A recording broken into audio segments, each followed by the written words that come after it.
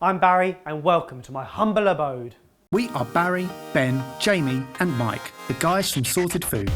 When it comes to cooking, everyone likes different things, so today join us in one of our homes to see what we love to eat and why. Get ready, because we're making it personal. I can't express to you how much I love this recipe. I had it week in, week out whilst I was working in Switzerland. Which is why you've asked me to make it for you. Yes, hallelujah. Ham and cheese, potato rosti with a fried egg. It is delicious. You don't get better. And it starts with an onion, which I'm going to peel and slice. Barry, you're doing spuds. Yep, I can do that. Obviously the bulk of the dish. Deliberately gone for new potatoes, waxy ones. These are Charlotte potatoes. Just kind of keeps their form in the pan, so you know, with mashed potato and keeping skin on. Cool. 1 for fibre and 2 because you're too lazy to peel them. So you do that and I'll do the onion. Done. The other good thing about these potatoes is that there's not a huge amount of liquid in them because of the small waxy ones. Even if you squeeze them, there's something coming out of there, but not a lot. So squeeze the excess out and then add it into the pan with the oil and all of the onion. Plenty of salt and pepper. Last ingredient into that is a couple of cloves of garlic, but literally just crush them. And we're going to put them in whole because we don't want the garlic to burn, and all that potato needs to cook for about 20 minutes over a relatively high heat to begin to cook and crisp up. Now, there are 3 reasons why this is the best ski dish of all time. Firstly, it warms you up. Secondly, it's good for energy. And thirdly, most importantly, it's a great hangover cure. Can't beat a bit of that ski. No, the best thing in the world. So how much German did you actually learn while you're over there? Whilst working in Switzerland, my German wasn't great, but I did manage to pick up a few key ski-related phrases. Beschleunigt, langsamer, können Sie meine Polle halten? Es wird rutschig. No. Purists would tell you that potato rosti has nothing but clarified butter, salt and potato. We're going to add in some extra thyme to it as well, but also cheese and ham. Why are you messing with the classic? Because you said you wanted to, and I wanted to make did. it personal to I you. did. So we've got some ham here. All I've done is boil that up.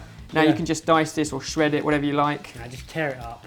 And 2 cheese. One of those, a Swiss cheese, Gruyere. Amazing for this dish, kind of a bit more traditional. Best cheese in the world. But you also said you wanted... Yeah, bit of red Leicester, bit of British in there. Bit of British, bit of colour for your photography. Indeed. Did you know it was made, its food dye turns it red? What? Annatto. What, it's not natural? It's a natural food dye. Right. Comes from a tree in South America. It's called the lipstick tree. Oh, I thought it was cows that gave off red milk. No red milk. No. Because you like wearing lipstick when you ski, don't you? I did it once. It was a thing in Switzerland. You had to join in. It happened. And it happened. There is definitely not a photo out on the internet of that. See if I can find one for you. You can't know. Oh, he's going to put it on Instagram, isn't he? So some very roughly hacked up pieces of Gruyere, and the same again of red Leicester.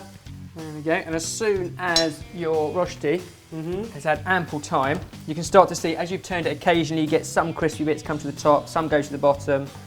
But essentially it's started to cook, but it's nowhere near cooked. So at this point, grab some thyme, pick that over the top, plenty of butter, break up and put around the edges. Why the edges? Because what it will do is it goes in the oven, it's going to melt and fall underneath. Some purists would say you should cook it all on the stove and just turn it over halfway through, get a nice crispy edge. For me, it's much easier in the oven, so plenty of butter, a nice heat from the oven at 220 degrees Celsius, and it goes in about 25 minutes. Amazing.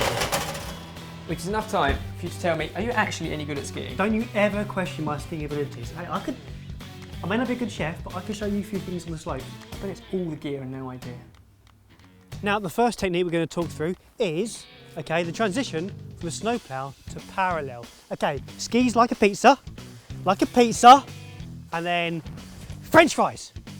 Yeah, are we doing it? Now, what does a souffle do when you cook it? It rises, and when you take it out too early, it sinks. Now, with me, as you go into the corner, we're going to rise like a souffle, and then sink like a... Not taking this seriously, are they? Look at that. Oh, that smell. Smell for a start, garlic and thyme and butter, crispy around the edges. At this point, scatter it with all of our pulled ham. Loads on there. Loads of the cheese, and then back into the oven for just a couple of minutes, literally just to melt the cheese whilst we cook some eggs. Oh, this thing is not complete though. Fresh fried eggs. Fry a couple of eggs, shallow oil, nice and warm. I'm liking how rustic this whole thing is. Whenever I've had it in Switzerland, it's always been in a chalet, half up a mountain somewhere. You don't need to make it look good other than natural, because the flavours are just amazing. So simple. Well, that's all it should need. So grab this back out the oven, cheese melted. Look at that! Finish it with a fried egg or two. Oh yeah. Top like that. You have got to try this. I promise you, you will not get a better Rosti anywhere else in Europe than right here. Ham, cheese and egg Rosti for you. Hell yeah. With a little sprig of parsley as well. Sorted.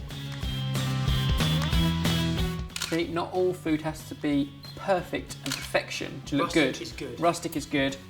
This is for you to take you to your happy place, which was Switzerland.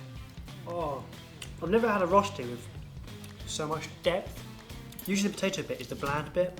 This is nearly perfection. All we need now is a pint of beer, the Matterhorn, some Swiss girls walking by. Maybe a Swiss bar of chocolate. Oh, now we're talking. This has evidently taken you back to a very happy place, but what food brings back great memories for you? Comment down below.